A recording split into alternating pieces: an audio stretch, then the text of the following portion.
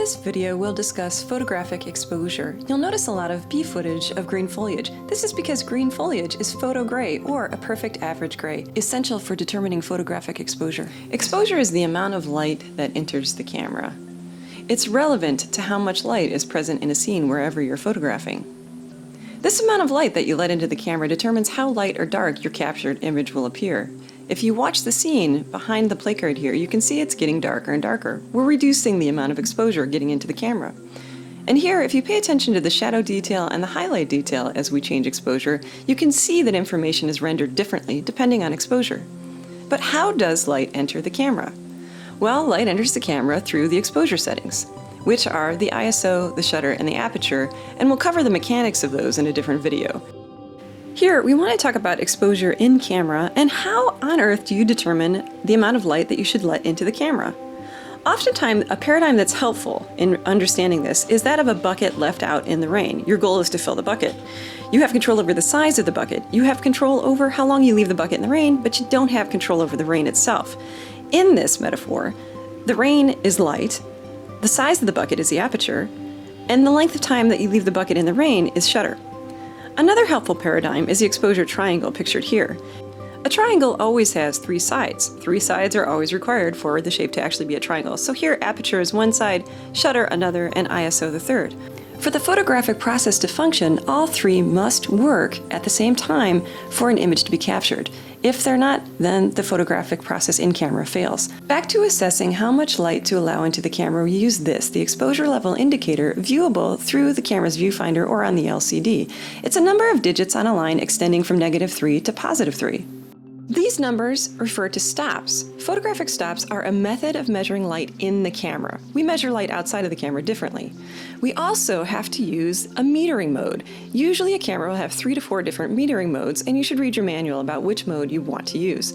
For this video, we're using center weighted for all of the experiments. Metering modes are a way for a photographer to adjust how the camera assesses light. Most cameras have built into them an exposure meter. The exposure meter is a type of light meter that translates information about light directly into information about photographic stops. There are different types of exposure meters. Basically, there's incident and reflective. The one that's built into your camera is a reflective light meter and is only reading light that's reflected off of whatever subject matter it is that you're pointing your lens towards. That light comes into the lens and then it is sent into some cells or circuits that are called photodiodes or metering cells that then translates information about light into electrical current. Through the camera's computer, this current is calibrated so that you can get specific information about the light on the exposure level indicator, which you can see here. The marquee at the bottom will move towards the negative or positive side, letting you know if you have not enough light or too much light getting into the shot to allow for a medium gray result in whatever it is that you're pointing that on.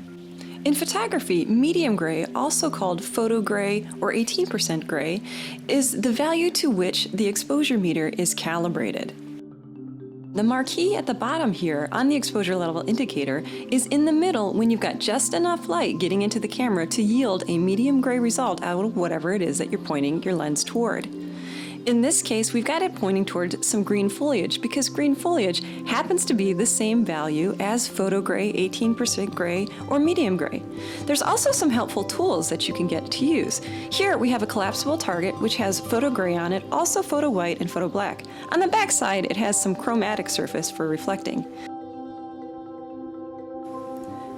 You can also pick up a gray card, which is a medium gray surface that you could use as a metering target. They're cardboard and can be picked up anywhere where photographic supplies are sold. Let's run a little experiment using our gray card here and also the exposure level indicator so we can see how exposure is managed inside the camera through the indicator. We're going to use the ISO settings because they're mathematically predictable. You can see them here, 100, 200, 400, 800, and so forth. They just keep on doubling. We're going to bump up the exposure to 200 and then take a reading with the gray card. You can see down there at the exposure level indicator, we're one stop overexposed. That ends up being twice as much light. Now let's bump it up to 400.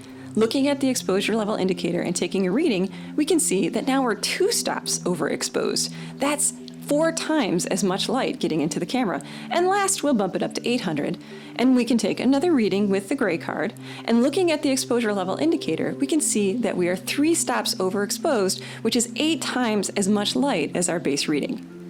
Now, let's take the ISO all the way back down to 100, and we'll take a reading with the gray card, and you can see that the marquee is now balanced out at a perfect exposure again, and also that looks pretty good. Let's review what we've covered in this video. Photographic exposure is the amount of light entering the camera. This amount of light determines how bright or dark a captured image will appear. Light enters the camera through the exposure settings, which are the shutter, the aperture, and also the ISO. The ISO is the settings that we manipulated for our experiment in this video. Light entering the camera is measured by an in-camera reflective light meter. In photography, there's both reflective and incident light meters, and out in the rest of the world, there's all sorts of other light meters. But the ones relative to us in photography display information in photographic stops. The meter that is built into your camera, the reflective light meter, actually reads the amount of light that reflects off of the subject matter in the camera's field of view. It displays this information on the exposure level indicator, which is viewable through the LCD or the viewfinder. The exposure level indicator is a number line that extends in 2 to 3 digits in the negative or positive direction. These digits are in reference to photographic stops. The camera's built-in reflective light meter is calibrated against a middle gray, a photo gray, an 18% gray, or what we think of as a medium gray. The marquee underneath the exposure level indicator moves around and lets you know, depending on how much light you have in the camera, if you have not enough, just enough, or too much light getting into the camera to yield a middle gray out of whatever it is that you're pointing the camera toward. Again, it displays this information in photographic stops. A photographic stop is an in-camera light measuring method. This method is exponential, and it works like this. If you're looking at the exposure level indicator and you see that you have increased exposure by 1 stop on the indicator, that means you have doubled the amount of light getting into the camera. If you see an increase of 2 stops, you have quadrupled the amount of light into the camera. And if it's 3 stops, you have octupled the amount of light getting into the camera.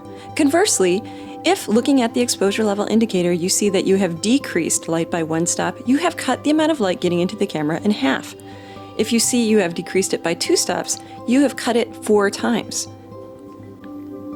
And a 3-stop decrease is 8 times less light getting into the camera. And last, don't forget that light gets into the camera through the ISO, the shutter, and the aperture. All 3 are always functioning for the photographic process in the camera to happen successfully.